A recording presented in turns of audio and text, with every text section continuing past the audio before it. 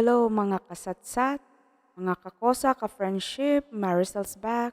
Pag-usapan natin ang tungkol sa tagyawat at lahat tayo namumroblema dito. Ayan, akalain mo yung may mga grades din pala ang tagyawat. Yan ay ang tinatawag grade of acne divided into four. So ito ang grade 1 acne or tagyawat. Ito ay ang mga dry, mararamdaman mo parang rough ang iyong skin. At ang grade 2 acne naman, ito ay ang mga lumilitaw na sa teenager sa face natin. At ang grade 3 naman, ito ay medyo may stress ka na dahil may pamumula na sa pisngi natin. At ang grade 4 naman, ito na yung pinakamatindi. Severity na talaga ito. Kailangan mo na ng doktor na dermatologist. Pupunta ka sa dermatologist para maresolusyonan ang iyong tagyawat. Pag ganyan na, sobrang stress na tayo dyan. At wag natin puputukin or pipisain para hindi ito magkaroon ng bakas ng peklat sa ating face. At itong mga to, ipinapakita ko lang kung anong mga ginamit namin. Ito ang panghilod namin sa face namin.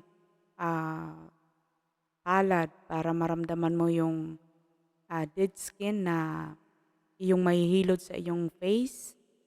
At ito ang sabon or cleanser na ginamit ng anak ko. Unti-unti lang ang paggamit kasi mabula siya.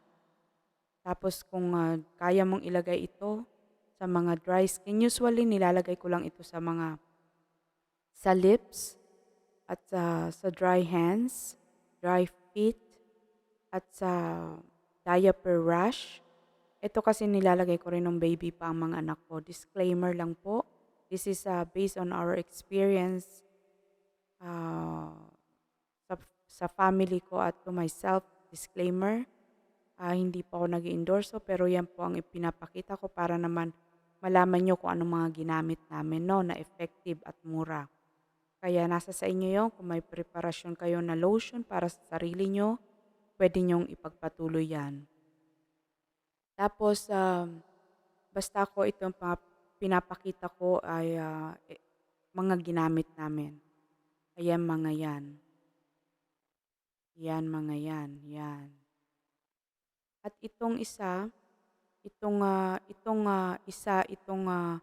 ginamit ko nung teenager ako, mga kasatsat kasi marami rin akong tagyawat noon. Pero hindi naman grade 4 na tagyawat. Siguro mga grade 2 lang or grade 3 yan. Pero talagang nabakbak siya dahil dyan.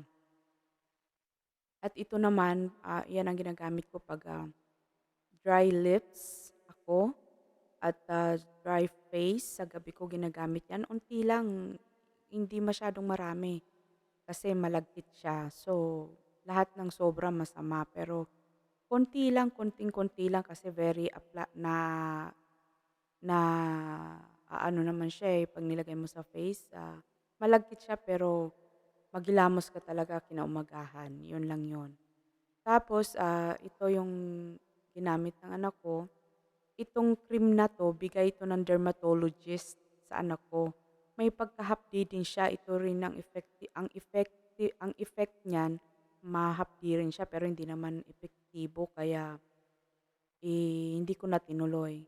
Kaya ito naman ang moisturizer na gamit ng anak ko kasi preparado niya ito dahil walang lagkit kaysa yung petroleum jelly, malagkit nga naman talaga. Yan. Yan yung cream na binigay na hininto ko kasi hindi naman siya effective. Kumbaga may aray din pero hindi effective. Ito naman ang ipinamana ko sa anak ko, number 3. Mapapaaray ka talaga, umaaray siya. Pero 2 weeks lang naman, hindi naman siya kasakitan pero mararamdaman mo kasi yung medyo mahapdi ng kaunti. Kasi nga, binabakbak, sinusunog niya, di ba? Yun ang purpose niyan. Pero talagang pamatay siya, talagang maganda ang kanyang effective talaga siya kasi yan ang gamit ko nung teenager. Until now, hindi na ako sa kanya bumitaw mga kapatid. Talagang minahal ko siya. Kaya pag umuwi ako ng Philippines, dami kong bili niyan. Dala-dala rito sa Canada. Kaya ayan yung mga yan. Very effective yan. Disclaimer, This is based on my experience that I'm using to myself and to my family. So disclaimer again, I'm not saying na ibilhin nyo yan. Nasa sa inyo po yan kung gusto nyo lang subukan. Pero ako kasi talagang subok ko na yan. Kaya proven ko na yan to myself. Pero kung doubt kayo, huwag kayong gagamit pag hindi nyo kursunadang gamitin. At kung gusto nyo magpa-doktor muna, mas mainam. At kung may problema nga tayo sa mga tagyawat natin sa ating mukha, may treatment naman. Huwag kayong mabahala, huwag kayong ma-stress. Kasi the more na-stress, the more lalabas ang ating mga kalaban, mga kapatid. Kaya chill-chill lang tayo. Kaya yon, may mga treatment yan sa bawat grades. Katulad yan, yung grade 1 acne, may mga ointment, may mga liquid. Pero pag mga ganito nang i-apply natin, kailangan kang sumangguni sa doktor na dermatologist. Yan ang lalapitan ninyo kasi maraming klase ang doktor. So, ang doktor niya ng ating mga skin ay tawag doktor na dermatologist. Pag problema sa balat, yan ang doktor natin, ang ating best friend, dermatologist. Kaya lumapit tayo doon. Itong mga to, doktor ang magbibigay sa inyo yan, isang dermatologist kasi kailangan ng prescription. Prescription, ibig sabihin hindi ka pwedeng bumili ng walang pahintulot ng doktor. Kaya pupunta ka ng doktor, ng dermatologist at siya ang magbibigay sa iyo niyan para bilhin mo sa butika. Kung yan ang nais mong gawin sa iyong face, maresolusyonan ang iyong problema. Ako naman, so far, yung astringent na ginamit ko, hindi na ako nagpa-doktor. At by the way, ayun, kung number 4 naman ang acne mo, maaring ito na ang gawin sa'yo, tanggalin ang nana. Kasi kung masyado ng problema talaga, pero wag mong pipisain. Hayaan mo ang doktor na ang magsabi at magpisa kasi mayroon siyang ibibigay. At may facial hygiene naman tayo. Usually, maghilamos lang tayo with soap. Kahit anong soap, wag lang yung panglaba. Kasi matapang yun, kapatid, no? Baka imbis na kuminis, masira lalo. Kung allergic ka sa sabong panglaba. Basta wag sabong panlaba, mga kapatid. Yun, wash lang tayo ng face with soap, mild soap. Lalo na sa gabi kasi doon nag-ano. At once na malinis ng ating face, wag na tayong touch ng touch. Diba? Kung ano-ano pang ipapahid mo, kung may preparado kang ipapahid, yan, the best time sa gabi.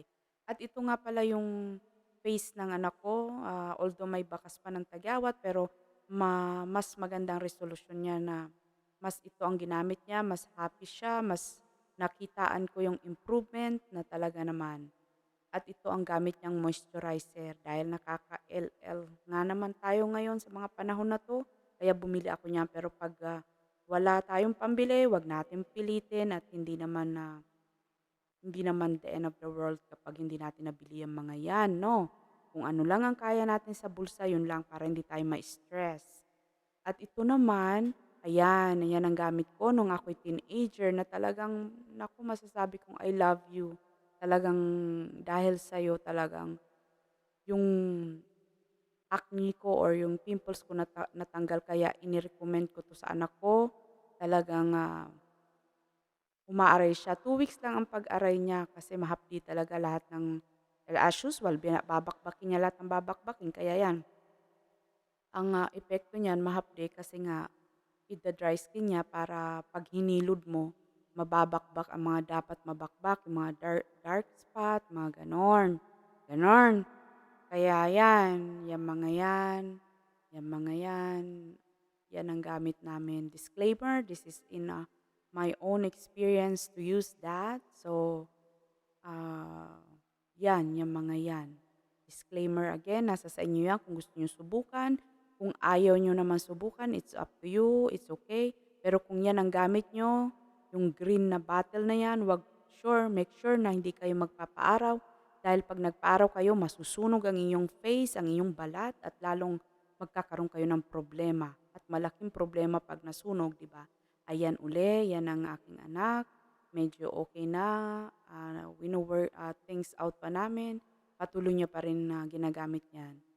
Salamat at sa susunod na video, mag-comment lang kayo, comment para kung naranasan nyo, kung nakaka-relate kayo sa mga problema natin at kung nakaka-relate, sino sa inyo gumagamit ng ganito, ng astringent, mag-comment lang kayo dito, comment.